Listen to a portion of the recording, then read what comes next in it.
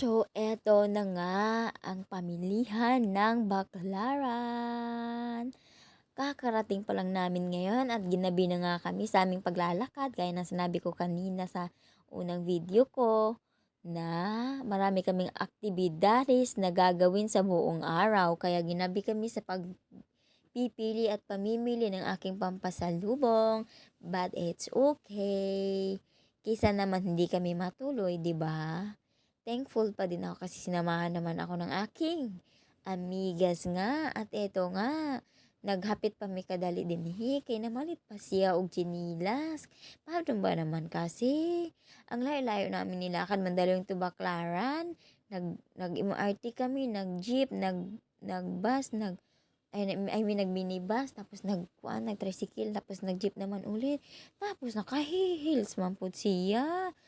Kaya hindi mo talaga masisisi kung bakit mapagod ang kanyang paa. Kaya bumili na nga siya ng tagsi 50 tsinilas. Yan ang una naming nabungaran na paninda dito sa pamilihan ng Baklaran. Ang tagsi 50 tsinilas. Kaya bumili na nga siya.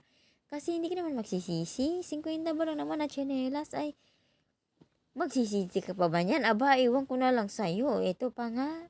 Layo na nga namin nilakad pero madami pa kaming tsinelas na nakikitang tagse 50. Ang dami pala talaga niya mga mumurahin dito. Tsaka na-realize ko, yung sinasabi nila na maraming pamilya dito at maraming mumurahin. Yes, totoo po yan. Feeling ko 0 to 10 years old, marami ditong mura. Pero yung pang teenager na nakatawan, hindi siya ganun kamura.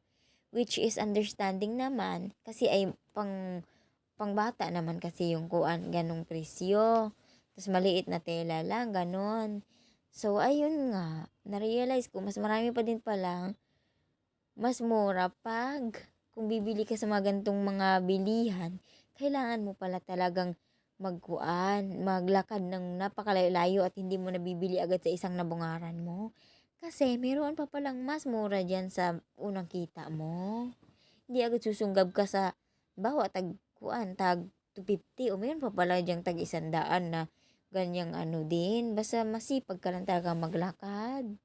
At saka, isa pang na-realize ko na may ikukumpara ko talaga siya sa presyo ng mga na order ko sa TikTok, sa Shopee and Lazada. Meron pa rin pala namang mas mura sa TikTok or sa online shopping kaysa dito. Hindi siya ganun ka-totally mura. Kaya nga na sinasabi ko, ang mumurahin lang ay 0 to 12 years old lang na mga damit as in pambata. Pag teenagers ka na, medyo mahal nga pala ang damit dito. Kasi, syempre, dagko ng mga na imong pamaliton man, ang mga gagmay nga bata, alang presyuhan po nila og mahal kayog mga kuan, di ba? Nga pang bata man, pilar katila ang ilang kuan, magamit. Char!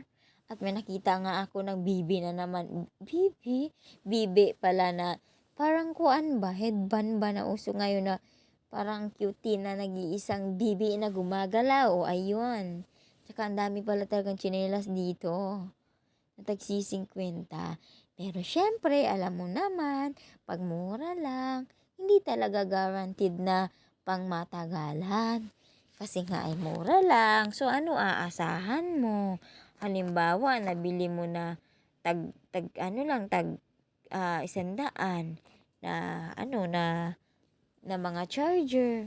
Hindi, wag mo nang asahan na tatagal sa'yo yun.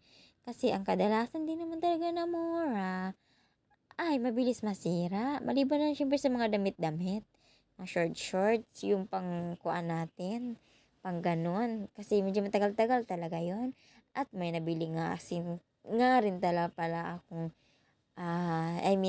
may nabili nga palang, ang tawag na ito, ang aking amigas may nabili pala dito na extension wire daw. Nabili niya na mura lang. Tingnan mo, sumabog din naman daw, hindi nagtagal. Kaya hindi na siya ulit nabili dito ng mga ganong pang hardware. Kasi ay syempre, alam mo na yun sa utak mo. Pag ganong presyo. Pagka na dito, pag sa ganon, mga chinelas lang at mga damit-damit at panty-panty ang pwede dito. hindi pwede sa pangloob na bahay na pangmatagalan. Kasi ay masisira talaga ang buhay. Kasi ay pangmabilisang buhay lang ang meron dito sa mga mumurahin na paninda. At alam nyo ba, na-realize ko, nakakapagod pala talagang mag-voice over, ano? Lalo na pag mahaba-haba yung voice over mo. Diyos ko, namamaos na nga ako kung napapansin nyo. Kaya maiintindihan ko at mabibilib ako sa mga vlogger na gumagamit ng voice over na ang haba-haba ng kanilang video. Kasi, ang ano nila, ang tiyaga. Kaya pala madami ang nakikita na yung nag-voice over hanggang 3 to 4 minutes lang. Kasi nakakapagod palang mag-voice over. Nakakapaos at parang after neto, nang mag-voice over mo, kung may kakantahan kang dadaluhan, abay na mamaos ka na. Kasi naubos na ang boses mo doon sa voice over lang. At yun nga, enjoy pa muna namin ang aming paglalakad at pamamasyal.